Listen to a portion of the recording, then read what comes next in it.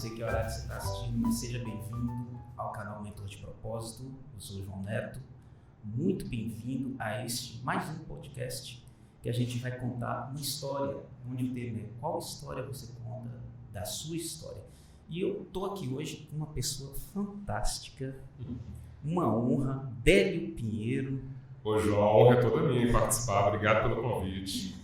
Délio Pinheiro, jornalista, eu que agradeço a sua presença, atender nosso pedido prontamente, muito obrigado de coração.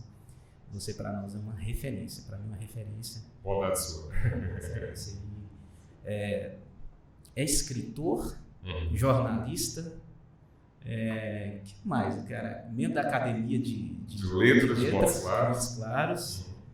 Tem mais aí? Tem mais bagagem? Tem mais algumas coisinhas, né? Eu tenho orgulho, por exemplo, de ter feito parte do Conselho Gestor da Fundação Saara, que é um motivo de orgulho para mim, um trabalho voluntário super importante. E nós temos que nos dedicar a esses projetos, pensar no próximo. Eu tenho comigo esse cuidado. E tem outras coisas, sou mestre de cerimônia, sou palestrante, professor de curso de oratória. Minha esposa participou do seu curso. Espero que ela tenha gostado. Gostou demais, hein? Que bom. Abriu muitas portas para ela. Que bom, fico feliz com isso. Olha que legal. Mas hoje a gente vai ter a oportunidade de nos conhecermos melhor aqui, ao bater esse papo, vai ser muito bom.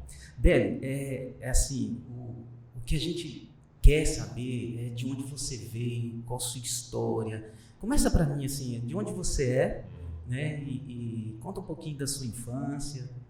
Conta para mim. Vou contar então. Eu sou de uma cidade bem pequenininha. Eu nasci em Serranópolis de Minas. Na verdade, eu nem nasci, porque Serranópolis não tem maternidade. Então toda a minha geração vai nascer em Porteirinha, né, que fica próxima. Minha terra. Sua terra. Então somos conterrâneos. Eu nasci na Santa Casa de Porteirinha, mas a minha infância foi toda ela passada lá em Serranópolis. É lá que mora meu pai, que é um comerciante lá de Serranópolis. E eu tenho essa identidade muito forte com aquela região da Serra Geral. Estudei em Porteirinha, o meu ensino médio foi em Porteirinha, comecei no rádio em Porteirinha. Mas Serranópolis tem uma história muito importante para mim, que foi quando eu me dei conta, né, do que é estar nesse mundo. E eu já tinha uma coisa interessante comigo, João, que era, assim, eu era uma criança normal, adorava brincar, e eram outros tempos, a gente saía, a gente chegava na escola, passava a tarde inteira brincando ali naquele rio mosquito e tudo mais, e a mãe só nos esperava ao final do dia, né? Então eu tive uma infância plena, muito gostosa, mas eu tinha um diferencial, que na minha opinião fez toda a diferença, que eu sempre gostei de ler. Muito pequenininho, eu já tive acesso a gibis, que foi a primeira formação minha. Depois eu conheci toda a obra do Monteiro Lobato e fui sempre gradativamente conhecendo novos autores. Eu tenho certeza que isso foi fundamental para eu me tornar futuramente, como sou hoje, escritor. Porque todo bom leitor acaba, se quiser, pode se tornar também um bom escritor. Ou, no meu caso, um escritor esforçado, né? Mas, de toda forma, eu gosto muito de fazer essa referência. É bom você ter pais, e eu tive a sorte de ter, o meu pai que é vivo, minha mãe já está em memória, e que eles me incentivaram muito a ler, a ter conhecimento do mundo. Eu sou muito grato a eles. Que legal. E a leitura realmente ela abre um mundo de possibilidades, né? Ela abre a nossa mente, ela nos incentiva, ela nos inspira. Verdade. Quando eu estava na quarta série, a escola lá de Serranópolis, chama Escola Estadual Ananias Alves. Ananias Alves é meu bisavô, ele foi um grande benfeitor lá de Serranópolis, e eu tenho o maior orgulho de ter estudado lá na escola que tem o nome dele. Ele foi vereador quando Serranópolis, na verdade, se chamava Jatobá antigamente, era o antigo nome, verdade. E quem mudou o nome para Serranópolis foi graças ao meu bisavô. Ele foi vereador em Grão-Mogol, quando a sede do município era lá, e depois, quando a sede passou para Porteirinha, novamente ele foi vereador. Isso na década de 40, de 50, então já eu tenho essa referência boa na política, uma política diferente, com P maiúsculo, através do meu bisavô, Ananias Alves. Então, eu estudei na escola. Eu me lembro que quando eu fazia redações da quarta série, elas eram lidas para os alunos da sétima, da oitava série. Eu era pelo menos inspirado, né? Mas, como eu falei, graças ao fato de gostar de ler, é que nos leva a ter uma criatividade em relação ao texto, né? E a gente fica prosa, fica todo assim, né? Envaidecido, né? Quando alguém fala do seu texto, de sua redação. E essa nossa geração hoje, infelizmente, lê muito pouco, né? O brasileiro lê 0,9 livros por ano. Não chega nem a um, João. Que coisa, a gente precisa melhorar muito, né? Até para que essa geração, essa era que a gente está vivendo, se torne a era do conhecimento, e não apenas a era da informação, né? Que as pessoas têm informação, mas não têm profundidade, né? É interessante. Eu fiz uma experiência com Gabi, minha filha, que você conheceu agora há pouco, e eu fui ler Alice no País das Maravilhas. Lewis Carroll. Isso, exatamente. E eu despertei para ler o livro por causa de um trecho lá que eu achei interessantíssimo, que eu vi na internet, um trecho do livro. Eu falei assim, poxa, eu podia ler esse livro para Gabi. Falei, Gabi, eu vou ler um livro para você, ela com a Alice no País das Maravilhas. E aí, deitamos na cama e comecei a ler para ela, né? E agora eu faço as leituras em dias alternados, que nós não terminamos. E aí ela... Sabe que os olhinhos dela brilhavam, que parecia que ela estava vivendo dentro da história, e ela dava gargalhadas. Aí eu não conseguia parar de rir junto com ela, porque as histórias da Alice, os personagens malucos, a Alice tinha um pensamento super acelerado, e aí eu ficava rindo com ela e dando gargalhada, e a gente não conseguia terminar o capítulo. E eu achei aquela experiência fantástica, e ela continua me pedindo, pai, lê para mim, lê para mim, lê para mim. Eu acho que o que falta hoje é isso, é incentivo dos pais para os filhos lerem. Né? Você falou uma coisa muito importante, João. Muitos pais me falam, né, Délio, eu gostaria muito que meus filhos lessem mais, qual dica que você dá? Aí eu pergunto, eu falo, mas você lê na frente do seu filho? Você dá o exemplo para que ele ou para que ela possa visualizar, ver você lendo? Porque o exemplo arrasta, né? Então o pai e a mãe que não tem o hábito de leitura, fica difícil ele cobrar isso do filho, para que o filho possa ter. E essa novíssima geração aí, ela está mais ligada aos livros do que a nossa geração, por exemplo. Eu digo, quem já está aí com mais de 35, né? Porque a gente vê um interesse mais genuíno. As crianças têm descoberto mais a leitura, na minha opinião. Eu vejo isso pelos meus filhos, talvez até por trazer para eles essa influência positiva. Os dois são apaixonados pelos livros, já leram, sei lá, dezenas e dezenas de livros. Então, eu acredito muito que passa muito pelo exemplo. O exemplo do pai e da mãe ajuda muito. Com certeza. Seus pais te incentivaram? Me incentivaram de um jeito, assim, eu tento até compreender, porque meu pai não é muito de ler, mas ele sempre gostou de trazer para nós informação. Eu até brinco nas minhas palestras que meu pai, lá nos anos 80, lá em Serranópolis, anos 80 do século passado, ele assinava a Veja. Não era muito comum, era a única assinatura da Veja que tinha em Serranópolis, a que nós tínhamos em casa. Então eu ia para a escola toda semana com a revista debaixo do braço, porque os professores lá da escola pediam para eu levar, porque era uma fonte de informações importante. Meu pai foi a primeira pessoa em Serranópolis a montar, a instalar uma antena parabólica. Você imagina, né? Lá só pegava um canal. Lá só pegava a antiga TV Montes Claros, que depois virou para Grande Minas, e na qual eu trabalhei durante 12 anos. Mas só pegava um canal, era só a Globo. E de repente, quando instalou lá a parabólica, eu passei a ter 12 canais. Imagina, era uma riqueza. E uma coisa importante, né? Quem tem informação realmente se destaca. Então eu tinha ao meu lado ali o fato de gostar de ler, e mais do que isso, eu tinha também esses novos canais, novas percepções no mundo, e eu creio que eu soube aproveitar isso. E os meus ídolos da infância, é até curioso falar isso, nunca foram Chaves, a Turma do Balão Mágico, a Xuxa, não. Eu gostava daqueles caras, aqueles apresentadores que à noite chamavam a atenção do meu pai. O meu pai era imperiosa a ordem dele. Nossa, silêncio, vai começar o jornal. 8 horas. 8 horas, 20 horas. Começava o JN, com aquela geração de ouro, né? Cid Moreira, Sérgio Chapelin, Paulo Francis. Eu não entendia nada do que ele falava, mas eu achava o máximo ele se expressar daquele jeito e tal. E talvez Freud até explique, né, essa nossa necessidade de querer provar algo para o nosso pai. Eu olhava para o pai assim, gente, que legal, ó, gostei disso. E futuramente foi o que eu me tornei. Eu acabei me tornando também um apresentador de telejornais. Então, foi uma sementinha que foi plantada ali, né? Então, eu creio que hoje, quando você olha em perspectiva para a sua vida, você olha só, lá atrás eu já estava criando esse gosto sem saber, né? Legal. E você tem boas memórias, né? Eu percebi que você tem boas memórias da época do seu pai. Sim. Você foi muito inspirado.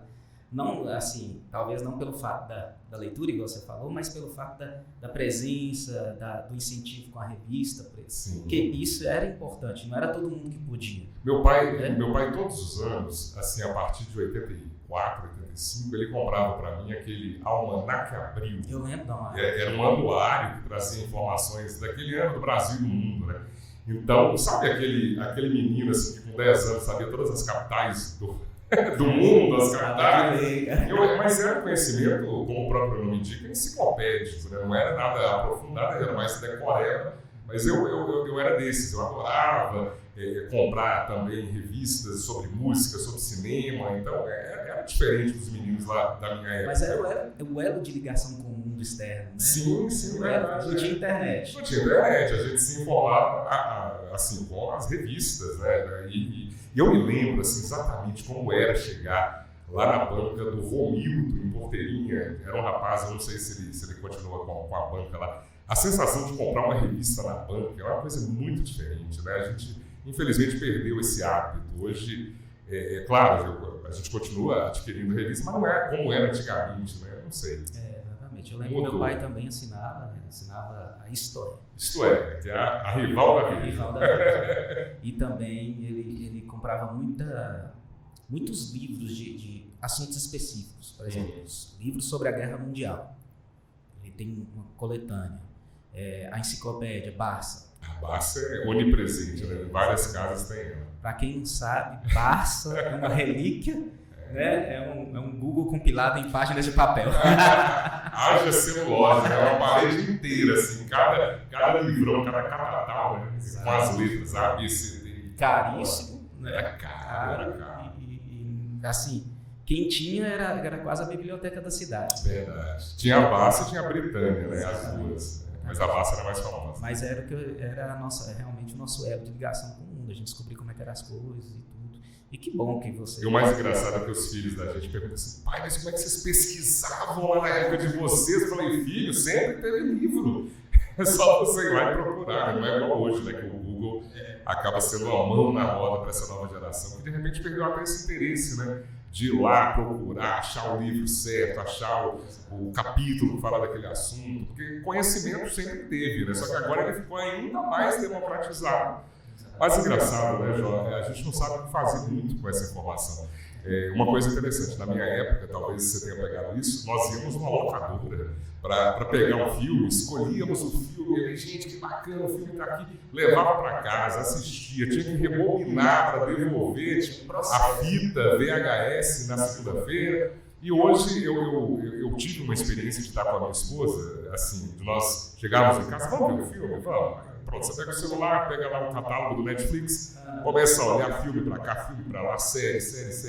Aí eu virei para ela assim: bem, não tem nada para ver. Que loucura! Eu fiz a mesma coisa. Que loucura, como é que não tem nada para ver? A gente está mal acostumado demais. A quantidade é tão grande que você não sabe o que escolher. Exato. A oferta é tamanha que você fica perdido com tanta coisa. Mesmo se você tivesse, sei lá, 7 vidas, você não daria conta de um catálogo tão completo como o que nós temos à disposição. Mas a gente não sabe muito bem lidar com tanta informação. É curioso. Eu, particularmente, hoje eu assisto filmes e séries por recomendações. Eu vejo um amigo falando, ou eu vejo uma crítica na internet, alguma coisa, acho interessante. Aí eu vou lá, salvo lá nos favoritos, deixa aqui na minha lista. A famosa lista. Deixa na minha lista que uma hora eu vou assistir isso aqui. Agora, toda vez que eu tenho que fazer o que você falou, que tem que ir lá pesquisar, não, filme, o que você quer assistir? Eu quero uma comédia romântica. As mulheres, né? As mulheres amam comédia romântica. Quero uma comédia romântica. Aí eu fico lá, passo. Ah, meu bem, dá não. Nós vamos fazer outra coisa, vamos sair. Vamos comer a pizza. É muito interessante. E nessa época em Serranópolis, você se inspirou com grandes personagens do jornalismo, né? E eu vi que você foi entrando nesse mundo mesmo na infância.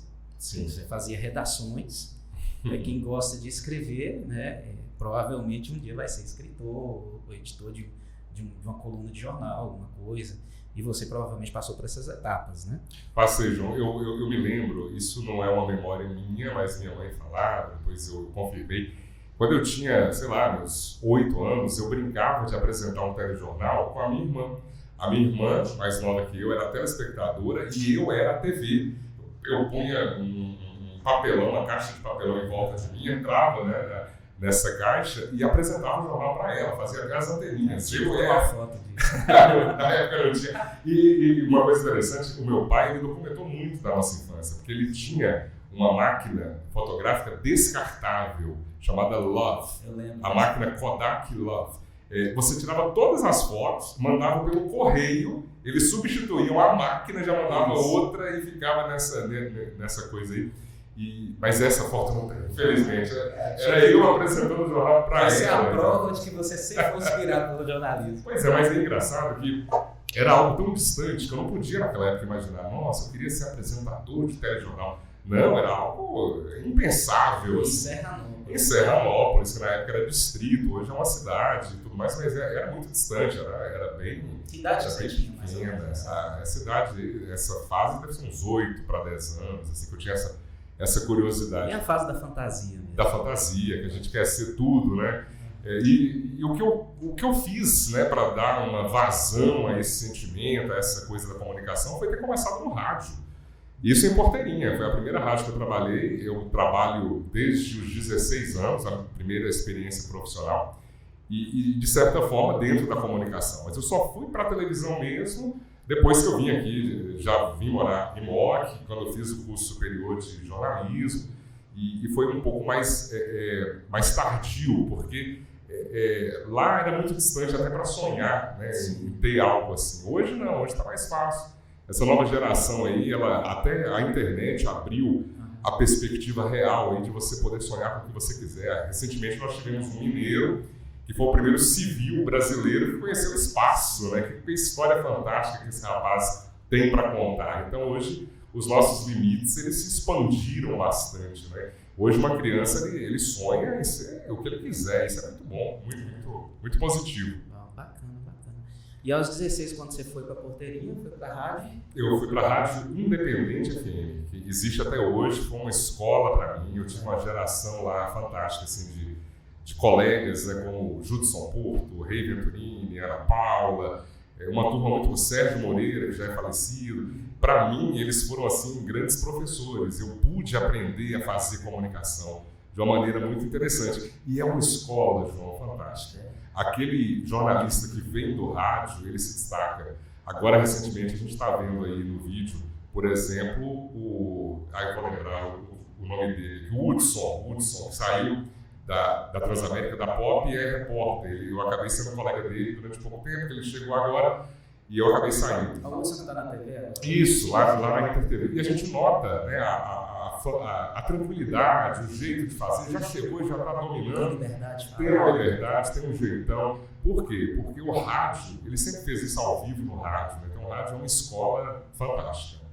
A pessoa que passa pelo rádio, ele vai para a TV e consegue se destacar. Mas lá você fazia notícias? Não. Era programação do rádio? Entretenimento. Era programa voltado para o público, tocar música, toquei muito, todos os gêneros, todos os horários, inclusive aqueles programas da noite, os programas românticos, né? Aí você fazia aquelas traduções? Também? Fazia, cara, eu fazia. Era Aquilo ali é nostálgico. É muito nostálgico. Eu até brinco com minha esposa quando a gente escuta uma música parecida daquela época.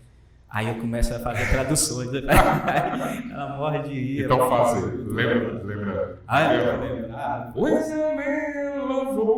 Fala aí, vai lá. Quando um homem ama uma mulher. Vai ter que ser a voz, né? Quando um homem ama uma mulher. Aí você vai falando. Aí não tinha quem não ficasse lá colado no rádio. Nossa, mas o ouvinte do rádio, claro, o ouvinte ele é muito fiel. Sim. É impressionante. Hoje, com todo o advento da tecnologia, com streaming, com podcast, com tudo mais, o rádio nunca sai de moda, o rádio continua. E foi vaticinado várias vezes assim, que o rádio estava com os dias contados, quando veio a televisão, depois quando veio a televisão a cores, quando veio a internet. E o rádio vai se reinventando. Hoje nós temos rádios, mas ao mesmo tempo os caras fazem lives, tá ao vivo no YouTube, tá?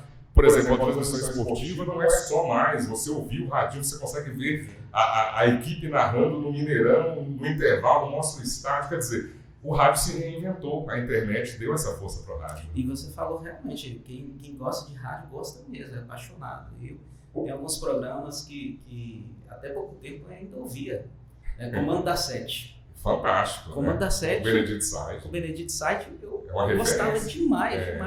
Eu lembro que continua no ar, muito relevante. Continua no ar, Miguel, muito legal. Verdade. E o de esporte também, às 11h30, que me fala o nome do esporte. É o Bola na Rede. Mas lá eles fazem uma imitação muito ruim desde que você fala, então eu curto. Brincadeira, abraço pro Diogo aí, amigão nosso. Poxa, eu acho fantástico. E realmente o rádio se reinventou, né? Virou podcast. Virou podcast. Exatamente. E, aliás, nós devemos, o podcast deve muito ao rádio. Inclusive a origem da palavra podcast vem de broadcast, né, que é o programa de rádio. Com essa nova roupagem, que hoje não está só no rádio, não está só no áudio, está no vídeo, a gente está no YouTube também. Então, é uma maneira da gente reinventar a comunicação. E que bom que é assim, né? Novos formatos, isso é muito bom. Muito legal. E lá na rádio você teve alguma dificuldade com relação ao trabalho? Você enfrentou alguns desafios? Foi difícil para você? Como é que foi esse momento? Conta para mim como é que foi esse momento de falar assim, agora eu tenho que buscar meu sonho, eu tenho que ir para um lugar onde as coisas estão acontecendo. Verdade. Eu fiquei lá em Porteirinha durante 2 anos praticamente, né? Eu comecei em 94 e em 95 foi quando eu saí, porque eu terminei o 3º ano em Porteirinha e já precisava recomeçar a fazer uma nova história. Acabei ficando um pouco lá, me envolvi com outros projetos, aí por volta, 96 eu já vim para cá. Aí eu trabalhei na 98 FM, que é uma grande emissora aqui de Montes Claros. Cheguei muito novinho e tal, aprendi muito lá também. É bom você encontrar pessoas dispostas e pacientes, né? E foi o que aconteceu lá, inclusive o Alex Leite, que era o diretor, muito bom, por sinal. E eu cresci muito, assim. Eu me lembro que no ano 2000, eu acabei saindo da rádio, voltei para Serranópolis, porque eu trabalhei numa campanha eleitoral em minha cidade, porque tinha um candidato lá que era casado com minha prima e tudo mais, eu acabei fazendo a campanha. Eu fui lá dar apoio, fazer aquele trabalho de palco, animar a campanha, é um negócio bem interessante. E nós perdemos a eleição por incríveis 8 votos, você imagina. Chegamos perto, mas naquele momento eu não sabia, eu não tinha um plano B.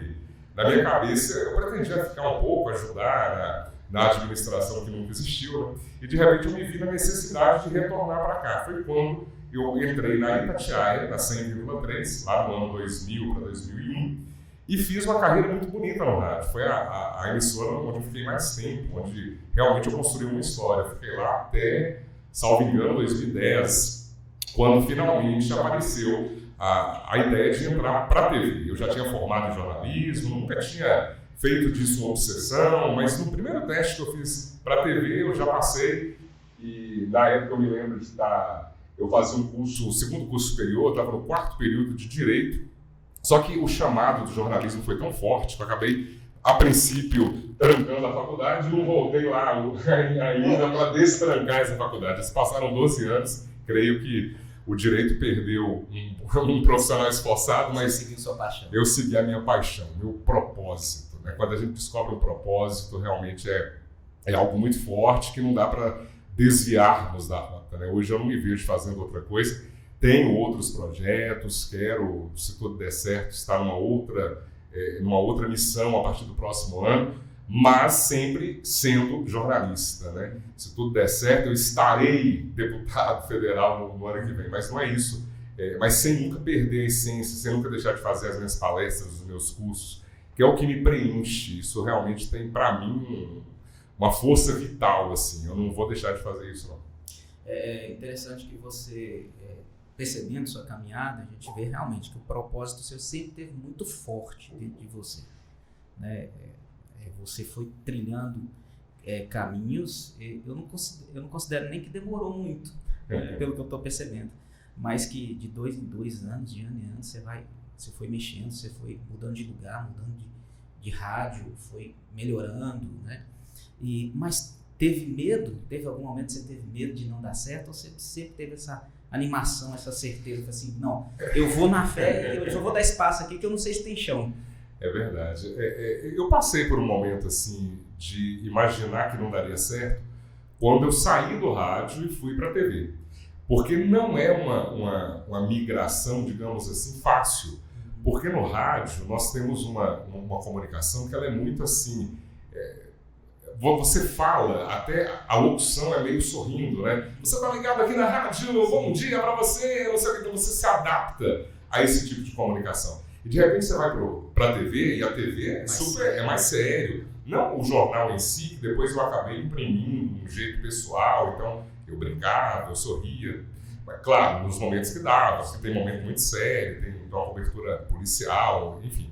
Mas no primeiro momento, quando as pessoas que estavam acostumadas comigo no rádio passaram a me ver na televisão, para eles foi estranho, para mim também foi estranho, porque por ter uma voz marcante, ter uma voz bastante radiofônica. Então, para eu me adaptar a uma nova ferramenta, a um novo jeito de falar, demorou ainda alguns meses ali. E mais uma vez eu agradeço, nesse caso, o Carlos Xavier, pela paciência de falar assim, tá muito rádio ainda, você vai ter... Porque uma locução de rádio, você fala igual, né, tem muita expressão. A televisão não, a televisão é uma coisa mais seca, mais objetiva, não pode ter nenhum tipo de resquício, digamos assim, do rádio. Então, foi um período que eu falei, será que eu vou dar conta? Mas eu nunca perdi essa esperança, né? Claro que eu vou dar conta, eu preciso dar conta.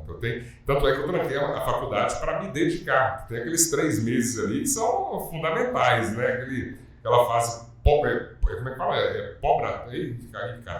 Probatória, obrigado. Olha só, esse é o famoso trava-línguas, né? Probatória, aquele estágio probatório. Obrigado aí. Quem sobrou para nós aí? Quem foi? Nossos auxiliares aqui, o Jonas ou o Isaac? Foi Isaac. Obrigado. Valeu, Isaac. Mas enfim, então esse período eu levei muito a sério para eu poder aprender, para fazer a coisa direito. Quando eu peguei o jeito também, passaram esses 3 meses aí, a coisa mudou, graças a Deus. Que fantástico. E você falou, realmente, o jornal, principalmente no passado, hoje o jornal é um pouco mais leve, né? Sim. Os que estão ali brincam entre eles, fazem uma brincadeira, né? Brincam com o telespectador, mas naquela época que você entrou, não, era bem mais engessado. É impressionante, não? Quando eu vejo uma apresentação minha aqui de 10 anos atrás, quando eu comecei, quando eu apresentava o jornal, era sentadinho, de terno e gravata, era muito mais sisudo, muito paradinho. E assim, recentemente, quem acompanhou o jornal, e continua sendo assim, agora com a Michele, com o Thiago França, mudou completamente, é muito conversado, é uma conversa que nós temos com o telespectador, é muito mais próximo, então ficou muito mais leve acompanhar o noticiário. Claro que ainda tem aquele primeiro bloco ali, que geralmente é mais pesado, e depois a gente fala eu não sei se você lembra, pouco antes da pandemia, nós fizemos uma coisa no nosso jornal, eu falo nosso porque eu estou tão ligado lá ainda, né, mas no MG1, onde eu ia apresentar o jornal da casa do telespectador. Sim, né? Pois é, muita gente lembra, você ia lá para comer, porque tinha um almoço no final, mas não era só isso. Tinha um franguinho, tinha um engorda dele, mas não era só isso não. Porque o mais interessante era você, de fato, ancorar o jornal da casa do telespectador. Eu nunca vi isso em outro canal, em outra emissora. Era muito interessante porque ficava a apresentadora, no estúdio, hoje o Délio, onde o Délio está? Oi, Délio, eu entrava direto na casa, estamos aqui no bairro Edgar Pereira, na casa da Dona Maria, já a gente vai conversar com ela, obrigado por nos receber, mas vamos às notícias do dia. Quero chamar direto de Curvelo, a repórter tal, que traz para a gente as informações. Então eu chamava o link lá de Curvelo, eu chamava o link lá de Munaí, terminava, eu recebia uma outra notícia, aconteceu hoje, ancorando o jornal na casa do telespectador. Fantástico, uma coisa assim... que realmente eu tenho orgulho de ter feito isso. Pena que a pandemia chegou, né, foi bem em cima e não deu para a gente continuar esse projeto. Mas eu creio que foram 10 quintas-feiras assim, seguidas, sempre almoçando também. Essa parte também é boa. Aí a minha filha perguntava, que dia que Délio vem aqui em casa? Para almoçar. Minha filha, eu não tenho notícia para dar. Eu a conheci agora há pouco ali. Graças a Deus. Ela é muito espirituosa. Ela é muito bom, bacana. Que legal. E aí, depois você já como jornalista, que momento que você tem um livro, né? Tenho. Tem um livro. Eu queria que você falasse do seu livro, um pouco do seu livro. Vou falar. Que momento, o que te incentivou a escrevê-lo? Eu vou até fazer uma coisa muito interessante, porque eu levei 2 anos para escrever o livro e depois eu levei quase 5 anos para ter coragem de lançar um livro. Eu me arrependo demais. Eu guardei, eu ficava num processo de burilar o livro, melhorar o livro. Não, vou mexer nesse capítulo aqui. A gente nunca acha que está bom. A gente nunca acha que está pronto. E aí teve uma pessoa que me falou uma coisa que foi muito marcante. Falou assim, Délio, feito é melhor do que perfeito. Então se eu esperasse ad eterno, né, pelas melhores condições, o livro está finalmente pronto e acho que nunca chegaria esse dia. Então você tem que passar por um processo também de desvencilhar daquilo ali, né, torná-lo das pessoas, se livrar daquilo. E isso foi muito importante para mim. Eu passei a ver a vida com outra perspectiva. Feito é melhor do que perfeito. Eu achei fantástico isso. Gostei. Se a gente esperar, João, pelas melhores condições, porque Saturno vai estar em conexão. Já isso nunca vai acontecer, a gente nunca vai fazer, a gente nunca vai estar pronto, com exceção de Deus, que é perfeito, nós não somos. Então a gente precisa lidar com essa imperfeição e fazer. Quantas pessoas que adiam aí seus sonhos, seus projetos e vai empurrando com a barriga, protelando. Se eu tivesse feito, provavelmente já estaria num outro estágio, entendeu? Feito em várias edições, talvez, né? Exato. Feito em várias edições. E como eu me arrependi dessa demora. Mas depois, quando o livro finalmente saiu, conheceu a luz do dia, para mim foi uma surpresa fantástica, porque a primeira edição está esgotada. Eu queria ter trazido um exemplar aqui para você, mas não pude, porque não tem mais exemplares. Todos foram vendidos. Aí você me fala que eu adquiro. Pois é, eu já estou preparando uma nova edição, com a nova capa, já com algumas alterações pontuais, porque a gente acaba descobrindo ali que deveria ser uma vírgula ao invés de um ponto final.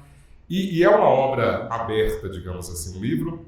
Enquanto o autor está aqui para poder mexer, ele tem total autonomia para fazer. Não para mudar o destino dos personagens, porque aí seria uma sacanagem com quem já leu a história. Mas alguma coisinha de pontuação sempre vai ter. Mas assim, completamente desapegado. O livro está pronto, quem comprou. E assim, repercussão muito positiva, as pessoas que leram. Ele é um livro, inclusive, facilmente adaptável assim, para o cinema, para uma série. Hashtag Netflix, aí, fica a dica. Fica a dica. Ou Globoplay, fica a dica. Porque realmente é muito plástico, né? Eu acho que um livro ele tem que ter essa... No caso, né, ele se passa em Jatobá, que é um antigo nome de Serranópolis. Toda a história... ela tem um pano de fundo muito criterioso assim, com relação à história, geografia, é muito factível, só que é uma ficção. Então eu pude dar vazão à criatividade, criar personagens fantásticos, inclusive tem um grande mistério que se resolve só na última página. Eu gosto muito disso também. Acho que despertou minha curiosidade, cara. porque um bom romance, um bom livro, ele tem que ter uma história que prenda a pessoa até o final e no final deixa a pessoa sem fôlego. E as pessoas que leram me disseram que tiveram essa experiência. Então eu fico muito feliz de ter dado vida a esses personagens. Que legal, e deixado, né, para a posteridade. É o que chama de imortalidade, né? Imortalidade que se fala tanto, né? Não que sejamos Jedi, nada disso, a gente não é Highlander, mas essa imortalidade é a imortalidade da obra, que presume-se que daqui 100 anos deve existir algum exemplar por aí. E mais, né, como eu faço parte da Academia Montes Clarentes de Letras, o dia que eu partir dessa para uma melhor, e vai demorar muito, né, se Deus quiser, vem outro no meu lugar e esse outro vai fazer uma saudação à minha pessoa. Depois, quando esse outro sai, faz em relação a esse a mim. Então, a imortalidade das letras está nesse ponto, que para sempre seremos lembrados de alguma maneira como um escritor. Então, é algo que é bom, a imortalidade das letras. Mas eu vou falar para você que você não demorou, ele saiu na hora certa. Saiu. No final das contas, tudo a gente acha que demora, né? Mas exato. Se eu não tivesse contado isso, as pessoas, que bacana, você escreveu rapidinho. Não, foram 2 anos e 5 para ter coragem de lançar. Eu aprendi uma coisa há um tempo, eu também tenho essa mania de perfeição. Eu vou escrever um livro, vou vontade de escrever um livro, tem muitas histórias para contar.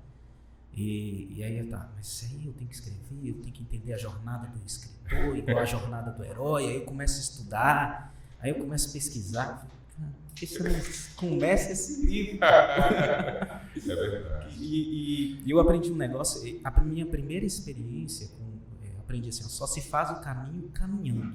Sim. Não dá para você fazer o caminho imaginando o caminho. Exato. É caminhando. E a minha primeira experiência caminhando foi aqui. Quando eu decidi montar esse lugar, montar um lugar para eu atender, para eu ajudar pessoas, para eu transformar a vida de pessoas, para eu contar a história de pessoas. E aí eu falei assim, eu tenho que começar de alguma forma, porque se eu não começar de alguma forma, eu nunca termino.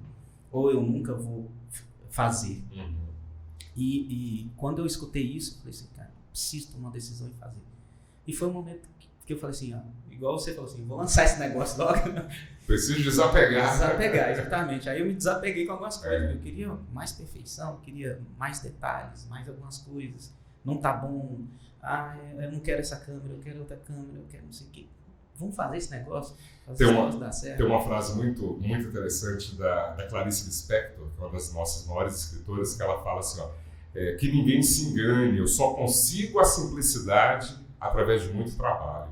Eu acho isso fantástico, sabe? Porque certamente ela escreve de um jeito muito, muito intenso e rebuscado e depois ela vem por um processo de retirar tudo aquilo que não é necessário até ficar o que é essencial. O escritor ele tem que achar essa essencialidade no seu texto. Um texto direto, objetivo, sem firula, mas que vai direto no ponto. Acho que esse é o ponto realmente. E que conversa com todos, né? E o ponto da grande literatura é esse, né? Igual quando alguém fala, eu escrevo poesias. Gente, escrever poesia é o negócio mais difícil do mundo. Se você lembrar dos nossos grandes poetas como Drummond, Vinícius, Quintana, essa poesia refinada, requintada, é muito difícil de ser feita. Claro, qualquer um é capaz de escrever coisas amorosas, mensagens bonitas e tudo mais, mas poesia é um negócio realmente muito, muito difícil. Com a estrutura e riqueza que eles fazem. Pois é, né? Esses que eu citei, por exemplo, né, são realmente grandes escritores. Né? Legal. Fala pra mim agora, assim, um momento marcante da sua vida até agora. Você hoje...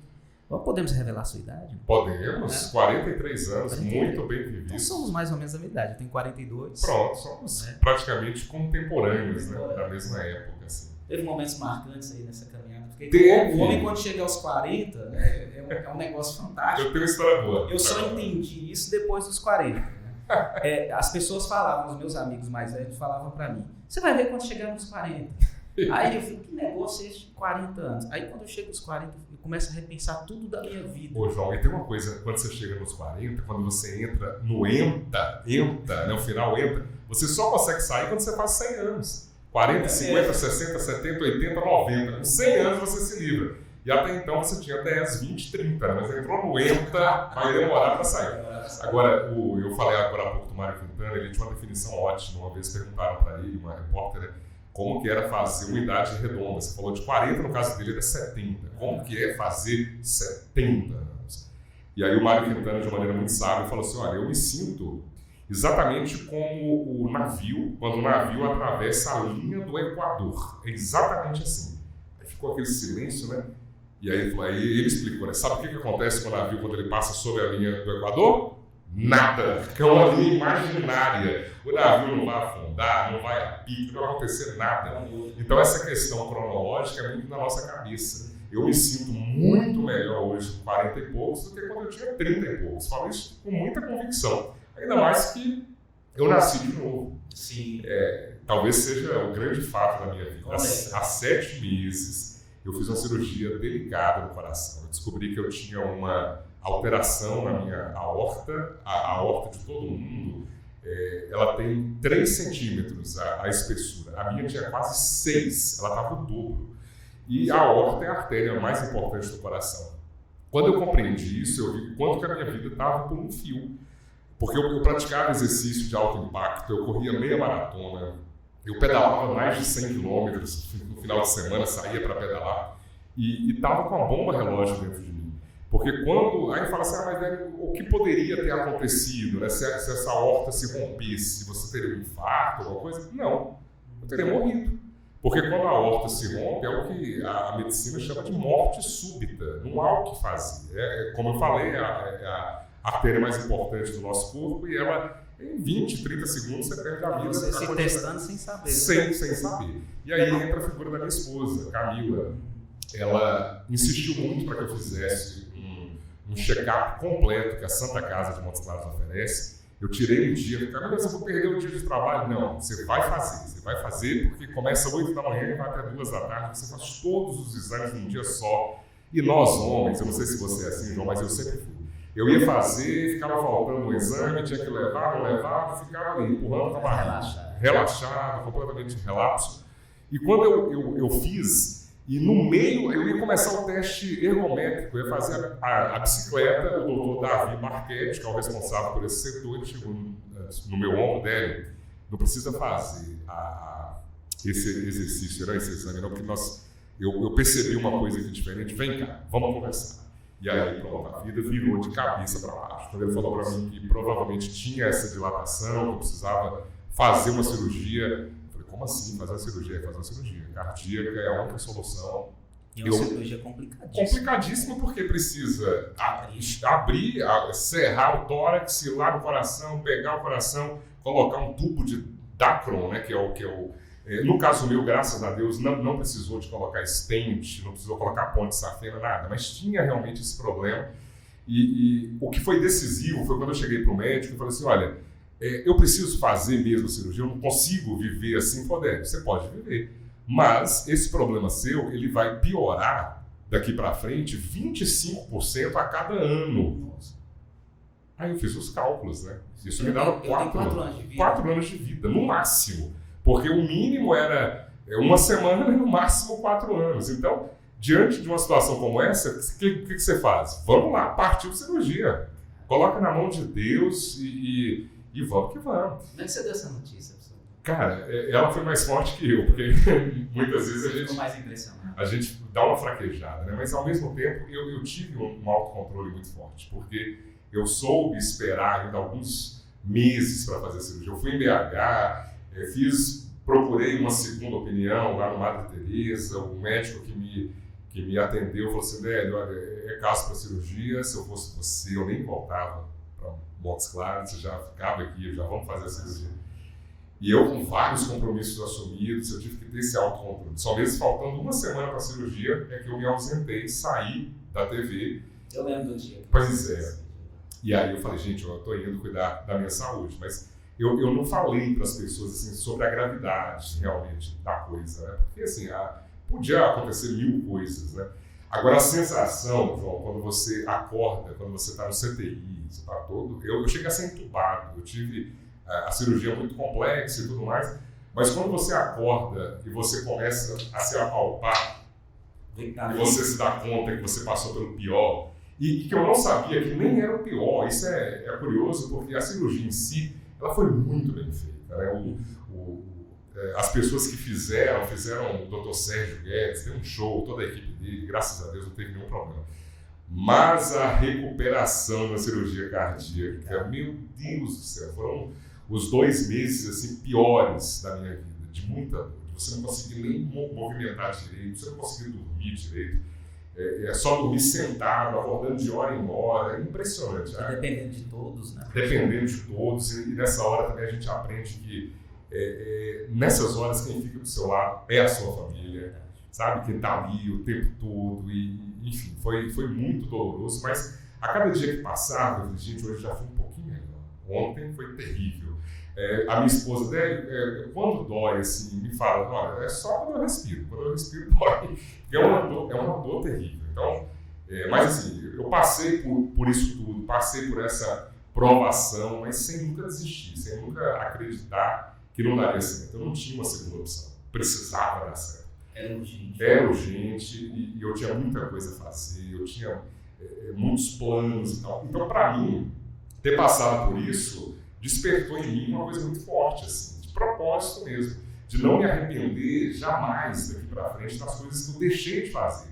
Então, se hoje eu quero fazer algo, se eu quero ter um projeto, se eu quero correr atrás de um sonho, de um grande objetivo, eu vou sem medo, sabe? Porque a zona de conforto, ela já não me pertence mais, por isso que eu saí da TV. Vamos aproveitar a vida. Vamos aproveitar, a vida é um sopro, ela é super efêmera. Quantas pessoas que perderam a vida nessa pandemia? Quase 700 mil brasileiros, é uma loucura esse número. E assim, todos nós estamos sujeitos a um acidente, a uma coisa.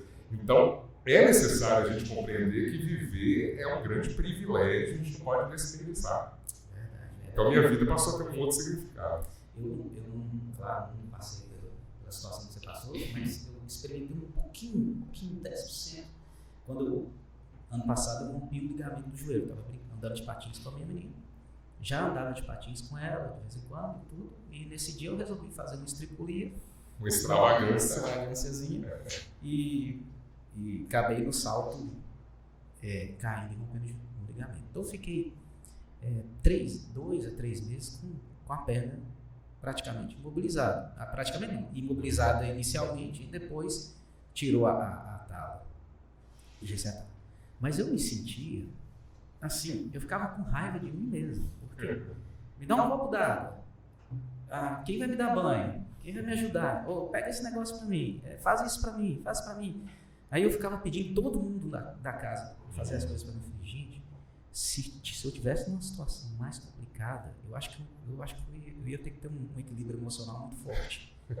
Porque é nessas horas que a gente percebe o quanto a gente não vale muita coisa, assim, em termos de carne, físico, né? Físico, não estou falando espiritual, porque espiritual a gente tem um valor, mas o quanto a gente não vale muita coisa em termos de carne e o quanto a gente depende do outro.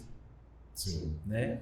O Dalai Lama fala uma coisa muito interessante, que ele fala que o ser humano, e é verdade isso, nós precisamos do outro nos extremos da vida. Uma criança, acabou de nascer a criança, se ela for largada à própria sorte, ela não vai sobreviver. No final da vida, olha de novo o ser humano precisando do outro, às vezes para trocar a fralda geriátrica, para dar comida na boca, porque a gente volta meio a ser criança, né? Pessoa bastante idosa. Então, nos extremos da vida, o ser humano precisa do outro. E agora que a gente está no meio da vida, a gente não se importa com o outro. A gente não se importa com o frio do outro, com o desconforto do outro. Isso não é problema meu. Mas, de fato, a gente precisa se envolver com a sociedade, precisa se envolver com a nossa rua, com o nosso, sabe, o nosso ambiente. Tudo isso nos diz respeito precisa muito. Ter empatia, entender a dor do outro. Se colocar no lugar do outro, ajudar, fazer trabalho voluntário. Porque senão a gente não encontra um propósito enquanto pessoas, né? Enquanto ser humano, a gente precisa realmente se ajudar. E eu tenho isso muito forte comigo. Sempre foi assim e agora mais do que nunca. Né? Seus filhos, sua esposa, você falou que sua esposa foi muito forte. Foi. Camila foi super guerreira. Seus filhos, eles sentiram a pressão da necessidade da cirurgia ou eles não entenderam muito?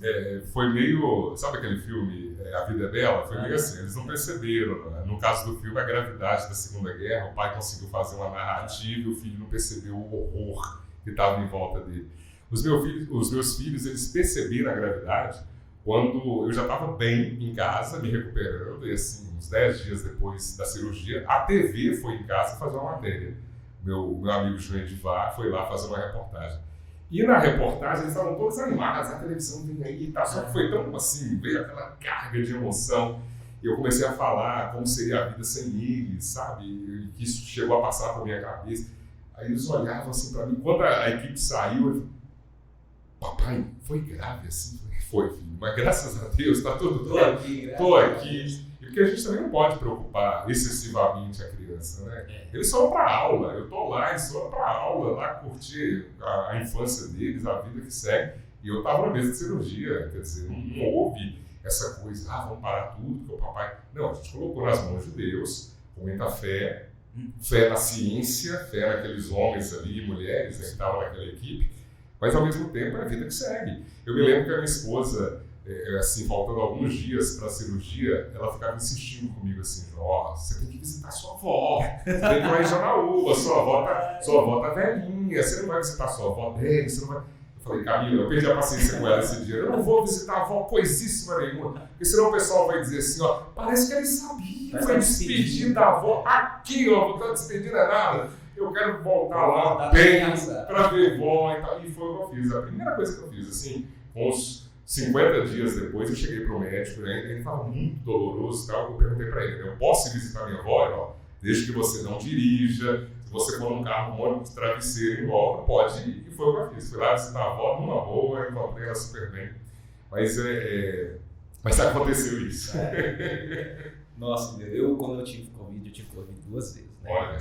Eu não tive grandes sintomas, assim, nada pesado.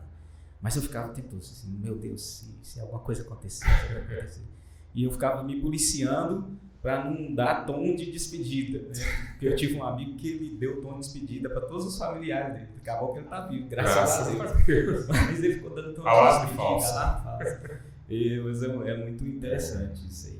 Délio, e me fala uma coisa, você hoje você não está diretamente na TV. Não, sai depois de 12 anos. Né? Depois de 12 anos, né? Por um projeto pessoal, uma paixão também, né? Que é tentar fazer uma diferença, né? No meio político. Né? Eu não tenho vergonha, não tenho medo de falar disso aqui, porque eu acho que a gente precisa de excelentes pessoas na política. Eu não acho que a pessoa se transforma para ruim depois que vai para lá, igual muitos falam.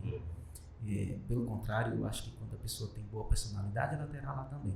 Claro. Né? Então, assim, conta um pouquinho para a gente desse projeto, o que você quer deixar que eu acho que, na minha opinião, você pretende deixar mais um legado do que o jornalismo. Sim, verdade.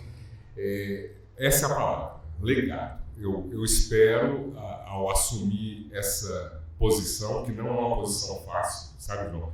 Ainda mais em um país como o nosso, completamente dividido ao meio, né? E as pessoas sempre se entender. Hoje eu falo, né, que os dois lados, né, esquerda e direita, estão absolutamente cobertos de razão, é muita razão, todo mundo tem certeza de tudo, e as pessoas não percebem que eles estão em bolhas, cada um na sua bolha, sem conseguir dialogar. E a política é a arte do diálogo, de você dialogar, de você encontrar pontos convergentes.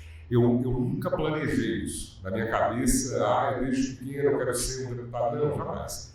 Mas é algo que realmente eu percebi um chamado. É um chamado, não vou dizer que é um chamado de vida, é um chamado para a vida, de responsabilidade mesmo, com os meus semelhantes, com os meus filhos, enfim.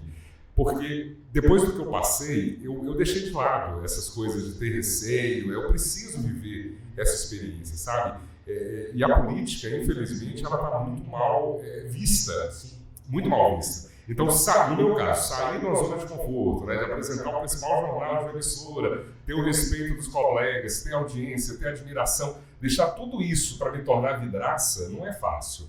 Então, eu tenho aberto mão de muita coisa para assumir esse papel. Mas é com muita coragem, com muita verdade. E, principalmente, por ter, ao longo da minha vida, tido a sorte de conhecer o Norte de Minas como poucos. Eu falo com muita franqueza, eu conheço todo o Norte de Minas, todas as cidades, distritos, rios, problemas, potencialidades como poucos. Então, eu acumulei uma experiência como jornalista que será muito útil agora, caso eu seja eleito para deputado federal. Não começou ainda a campanha, a gente está numa fase de pré-campanha, mas é necessário, né, principalmente agora, que nós aqui do Norte de Minas, nós aqui do Vale de Jequitinhonha, a nossa região aqui, que nós possamos eleger candidatos daqui. Porque quando chega nessa época, o que vem de candidato de fora, nós temos condições aqui de termos 5, 6 federais, temos só 2. Você imagina? E é a mesma representação de 100 anos atrás, nós tínhamos também 2 federais. Então, isso precisa ser melhorado e você tem que dar para as pessoas opções reais, que têm possibilidade de chegar lá e, ao mesmo tempo, ter a possibilidade de representá-los em alto nível. Então, o que eu proponho é exatamente isso, uma discussão profunda, que eu possa me juntar a esses 2 que já tem, que possam vir outros também, que a gente possa aumentar essa participação, porque só assim nós seremos capazes de trazer as grandes obras que o Norte de Minas precisa, como a duplicação da 251, mais barragens para segurar a água que cai, a gente não faz nada. E eu criei um projeto ambiental, enquanto cidadão, enquanto jornalista, chamado Vidas Áridas. O pessoal de casa aí, terminando aqui o podcast, vai lá no Google, coloca Vidas Áridas, vocês vão ver um monte de coisa que nós fizemos sem ter mandato. Então, quando eu me lanço numa campanha como essa, numa pré-campanha, o Délio está aproveitando que é muito conhecido para se candidatar. Não, eu estou fazendo isso porque mesmo sem ser deputado, mesmo sem ter um mandato, eu já fiz muito pela questão hídrica, já atuei como cidadão e nós movimentamos a região como nunca foi feito e quero ter a possibilidade, sim, de fazer isso de maneira institucional, de uma maneira mais ampla. Então, é por essa razão que eu creio que eu não gosto de política. A pessoa que pensa assim, ela vai ser governada pelas pessoas que gostam e gostam de um jeito ruim, de um jeito aproveitador da política em benefício próprio. Eu nunca pensei assim e não vou mudar de maneira alguma. Aí depois não pode reclamar, né? Não pode reclamar. Não tem representante, não votem quem é daqui, não dá possibilidade para que haja essa renovação, né? São sempre as mesmas figuras, para pensar um pouquinho. Quando de repente você tem as opções, você tem que exercer esse direito conquistado com tanto esforço que é a nossa democracia, fazer com que ela realmente prevaleça e que seja assim, que o resultado da urna, acima de tudo, seja respeitado no nosso país. Isso é muito importante. Aliás, você falou uma coisa interessante. Você falou que você já atuava na sociedade, a gente sabe, porque como você é uma figura pública, a gente acompanha, né? Acaba vendo no jornal, nas redes sociais, né? Então você já atuava. É interessante porque eu já vi várias pessoas aqui que mereciam, por exemplo, serem vereadores, porque já atuam na sociedade. Tem um trabalho, né? Tem trabalho que é de paixão, não é um trabalho interesseiro. Claro. É um trabalho porque quer ver a comunidade dele, quer ver a região dele ali, o bairro crescer, os bairros adjacentes crescerem, ver uma situação de, por exemplo, um morador de rua, está em situação de rua e faz um trabalho ali. Porque são pessoas Tem muita gente abnegada aqui em Montes Claros que faz um trabalho super importante. Exatamente. Então, a gente, como eleitor, a gente tem que realmente observar essas pessoas. O que essas pessoas já fazem pela comunidade. E a mesma ideia, quando eu digo, né, que nós aqui da região, nós temos mais de 1,5 milhão de votos aqui na região norte de Minas. Né? Daria para eleger 7 federais se nós votássemos todos em candidatos. Seríamos bem representados. E seríamos muito melhor representados. Isso vale também para a questão do vereador que você falou. Muitas vezes a pessoa deixa de votar em quem é do bairro dele, da região dele, para votar em alguém lá de outra região. É a mesma ideia. A gente precisa buscar esse voto mais regionalizado, em representação mais próxima ali, até para que você possa cobrar desse homem ou mulher, né, que está ali na política. Então é necessário ter esse voto mais consciente. Eu estava até antes da gente entrar, tinha um primo meu aqui, de Porteirinho, e ele falou assim, lá em casa todo mundo é Délio. Ele é filho do Popotinha. Popotinha. O Popotinha tem umas crônicas maravilhosas do Itamaurí Teles, né, que lembra do Popotinha, uma figura... Popotinha é meu tio. Seu tio, olha só que coisa boa, uma figura histórica de Porteirinha, muito carismático. Legal. Lá em casa todo mundo é Délio. Daqui a pouco eu tô com ele. Que bom. Eu acho que realmente a gente tem que fazer alguma coisa pelo Norte de Minas. É muito sofrido, é uma região um pouco esquecida, né? Não dizer totalmente, porque Montes Claros hoje tem uma representatividade no estado. Isso quando você pensa nos estaduais até que é boa. Na Assembleia nós temos 6 ou 7 vereadores, deputados aqui da região, mas federal realmente não. Se a gente pensar bem, são só 2, a gente pode melhorar muito esse número. E tem a questão da infraestrutura também, que são de responsabilidades federais, principalmente estradas, né? Sim, você falou verdade, as BRs. Que é um negócio que é para ontem, né? É para ontem. Nós normalizamos, né, uma coisa absolutamente impossível de ser normalizada, né? Que é perder uma média de 3 vidas por semana ao longo de um ano. Não tem lógica isso, né? Você pegar um carro aqui para encontrar com a 116, passando ali por Salinas, aquela região ali, até chegar mais lá na frente, é uma loteria, é muita carreta. E pergunta para alguém que perdeu algum ente, algum parente, né, numa tragédia como essa, se tem como quantificar. Uma vida não tem preço. Mas é uma obra caríssima, não tem problema. A gente vai buscar recurso, né? Quem estiver lá vai buscar recurso, vai buscar essa mobilização, porque, igual você falou, é para ontem.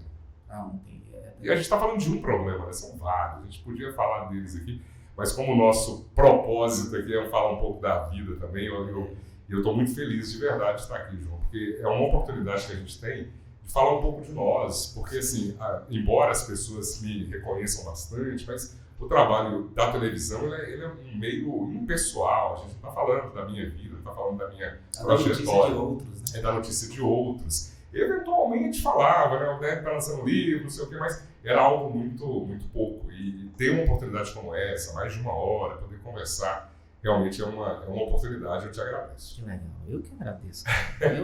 Eu estou sendo alimentado. Imagina. Délio, fala um pouquinho do que você pensa de sonhos, grandes sonhos. O que você pensa aí, além da política, que é seu projeto agora. Grandes sonhos, para deixar aí, vamos colocar aí, para deixar para o seu meio, principalmente sua família, seus filhos, aqueles negócios assim que tem um grande valor para você. Sim. Você tocou aí no ponto fundamental, né? Eu quero que meus filhos tenham um mundo melhor. E mais do que isso, eu quero colaborar para isso. Enquanto cidadão, enquanto pessoa, eu tenho certeza que eu já tenho feito minha parte. Mas eu preciso dar uma contribuição ainda maior. Eu acredito muito nisso. Nós temos um compromisso. Eu acredito muito na época do Vidas Áridas, quando nós fazíamos esse trabalho mais assim do dia a dia, né, de plantar muda, de plantar muda de planta, fazer o cercamento de nascentes, essa coisa toda.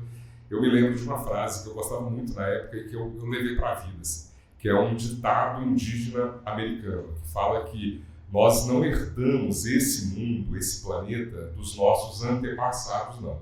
Na verdade, nós pegamos esse mundo emprestado dos nossos filhos e netos. Ele só está emprestado para nós. A nossa geração, ela tem uma responsabilidade enorme com o futuro dessas crianças, desses futuros líderes que estão aí, por enquanto, são os nossos filhos e os nossos netos que ainda virão.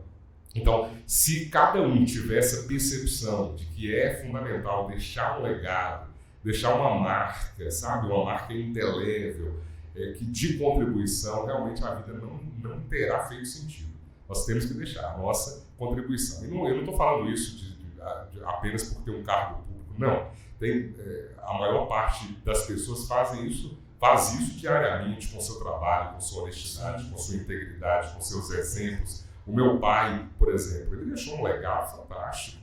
E esse legado de honestidade, de respeito, de coerência, eu peguei para mim e tento levar da melhor maneira. Tem até um samba famoso, né, do João Nogueira, que ele fala que quando ele olha para o espelho do pai, ele quer ser o espelho para o filho, né? E o medo dele é que esse espelho se quebre. Então imagina eu decepcionar os meus filhos, isso é terrível. Então dentro de mim eu tenho assim, a certeza de que eu não vou fazer nada de errado, não vou me envolver com nada que não seja lícito, porque a minha formação é essa. Então quando a gente passa isso com muita convicção para as pessoas, o que está dentro de nós, realmente faz toda a diferença, né? A política ela não pode ser colocada lá embaixo, assim, é a caixa de gordura da humanidade, alguém falou isso uma vez, né? Mas não pode ser assim. Se nós não pudermos tentar ajudar de alguma maneira, quem vai fazer isso? Até porque cada vez mais a humanidade vai depender da política, vai depender dos grandes acordos globais, né? Sim. Vai depender sempre do outro, né? Hoje a gente já depende, depende da China, a gente depende de não sei onde, porque faltou, a gente não estava podendo comprar carro novo porque faltou peça lá não sei onde, no outro país. A globalização está tudo interligado. Mas você falou uma coisa interessante, legado, às vezes eu atendo aqui no set coaching, aí eu falo para a pessoa assim, que legado para você? Aí ela fala assim, quando eu morrer, eu quero deixar isso. Aí a pessoa pensa só sobre a morte. Aí eu falei, se eu falar para você que o legado pode ser também quando você virar as costas. Aí a pessoa para assim, e agora? Quando alguém comentar alguma coisa de você, então faça uma coisa boa para alguém todos os dias, né? Faça diferença na vida de alguém todos os dias, porque quando você virar as costas, esse é o legado que você vai deixar para a pessoa. Quando você sair do trabalho, você deixou um legado daquele dia, né? Quando você sair de um ambiente, de um restaurante, você deixou um legado para um garçom, você deixou um legado para alguém. Tem uma oração linda, né? A oração do amanhecer que fala disso, né? Que todos que chegarem até mim possam sentir a presença de Deus. De alguma maneira, nesse toque, nessa gentileza com o próximo, né? Isso não pode faltar. Exatamente. Concordo com você.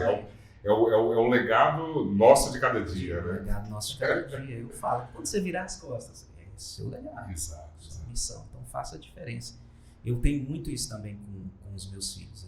Eu tento passar muita coisa para eles, principalmente primeiro de conhecimento. Leia muito. A chave de tudo está na leitura. A chave de tudo. Nós somos cristãos, eu falo, glória a Deus. Né? Nós precisamos disso, precisamos dessa espiritualidade, nós precisamos estar ligados a Ele. E seja uma pessoa reta, seja uma pessoa honesta. Né? Eu falo sempre com ele, sempre. Minha menina tem hora que eu vou ensinar a tarefa para ela, eu falo, leia, Já leu? Não, mas eu li. Leia de novo. Compreenda mais profundamente. Exatamente. Meu filho, como ele já sabe, ele já nem me pergunta, não, porque ele insiste na leitura até entender. Também ele já está mais velho um pouco, ele está com 17. Então ele já sabe. Você já tem menino de 17 anos, novão assim? Tem um filho de 17, cara. O meu mais velho tem 11, é 11 e 7. Eu casei muito novo, casei com 20 anos. Olha só. Eu tenho 22 anos de casado. Parabéns. Graças a Deus. Graças a Deus. Minha família é linda, graças a Deus. Meus filhos, eu tenho muito orgulho deles. E peço a Deus todos os dias que eles trilhem um bom caminho. Esse povo de Porteirinha é porreta. Nós somos bem representados na cidade, né? Graças a Deus, tem muita gente boa. Você vai em órgão público, tem gente de Porteirinha. Você vai em banco, tem gente de Porteirinha. Porteirinha, Serranópolis, nós vamos dominar o mundo. Ninguém fica com o senhor, por favor. Aliás, um abraço para Porteirinha. Mês que vem eu vou lá passear. Eu quero rever alguns primos, né, que tem tempo que eu não vejo, tios que tem tempo que eu não vejo. E para quem não conhece Serranópolis e Porteirinha, né, alguns dos lugares mais bonitos do norte de Minas estão lá. Né? O Cerrado em Porteirinha, maravilhosa. E o Talhado em Serranópolis, a Serra do Talhado, maravilhoso. Todos esses dois aí fazem parte do Parque Estadual Serra Nova e Talhado, que fica ali entre Porteirinha, Serranópolis e Rio Pardo de Minas. Lugar lindo, gente. Ó, quem tiver a oportunidade de conhecer, vai lá conhecer, que vale muito a pena. Lindo e disputado, viu? Porque não é fácil achar casa para alugar lá, para passear, não. Muito disputado. Aliás, a gente tem que valorizar muito a nossa região. Né? Sim. Essa questão turística, eu quero muito, né, desenvolvê-la. Não apenas pelos lugares belos que nós temos, mas pela gastronomia, pela musicalidade, pela cultura. Então tem muita coisa para ser feita. Riqueza. Tem muita riqueza. E para ser explorada na melhor acepção que existe nessa palavra, explorar de um jeito consciente, de um jeito que não vai trazer nenhum tipo de prejuízo para o meio ambiente, né? Mas que possa envolver as pessoas, torná-las mais produtivas e fazer esse envolvimento das pessoas com o norte de Minas. Isso é muito importante. Muito importante. Vamos lutar muito por isso. Isso aí. Eu uso toda a oportunidade que eu tenho, eu levo um amigo, levo um parente de fora, levo um Lapa Grande. Que é aqui pertinho a gente, né? Pertinho, maravilhoso. Um lugar hoje que está bem cuidado. Sim. Eu quero mostrar essa riqueza que nós temos. E faz parte também da experiência, né? Verdade. Uma das coisas que eu falo muito com os meus filhos. Assim, gente, a gente precisa de experiências sensoriais, a gente precisa estar na natureza, assistir um filme, assistir uma peça de teatro, né, ter uma experiência de estar num evento da cidade, porque depois a gente tem que ter história para contar, né? Se a gente ficar só olhando para a tela do celular. Verdade. Eu falo sempre, a gente vai falando aqui, né? Eu não sei como é que está o nosso tempo aí, mas a gente vai falando aqui. Eu já falei com os meus filhos, vocês vão aproveitar, papai e mamãe, nós vamos dar tudo que vocês quiserem, assim, tudo que tiver ao nosso alcance, claro, com relação a estudo, com relação à preparação. Porque depois que vocês já estiverem formados, papai e mamãe vão curtir a vida, nós vamos viajar, porque eu acredito muito, né? Que a gente não vai deixar nada, eu não quero deixar nada material para os meus filhos, eu quero deixar exemplos. Mas é necessário conhecer novas paisagens, ler novos livros, ter essa coisa sensorial que você falou, conhecer novos pratos, conhecer novas culturas, tudo isso faz parte da vida. E a vida é tão curta, se a gente não tiver essa perspectiva de aproveitá-la, né? Realmente não faz sentido. Eu quero muito isso. Não consegui ainda, mas se Deus quiser, no futuro eu vou conseguir. Mas já está impactando muita gente. Eu tenho certeza que seus filhos vão sentir orgulho. Que bom, fico feliz. Délio, nós vamos finalizar, cara. O papo tá ótimo. O papo tá bom, né? Gente, o papo tá gostoso, mas o Délio tem compromisso, a agenda lotada, ainda cheia, graças a Deus. Mas espero voltar aqui em breve. Quantas vezes você Fico feliz com isso, obrigado. As portas da casa estão abertas para você.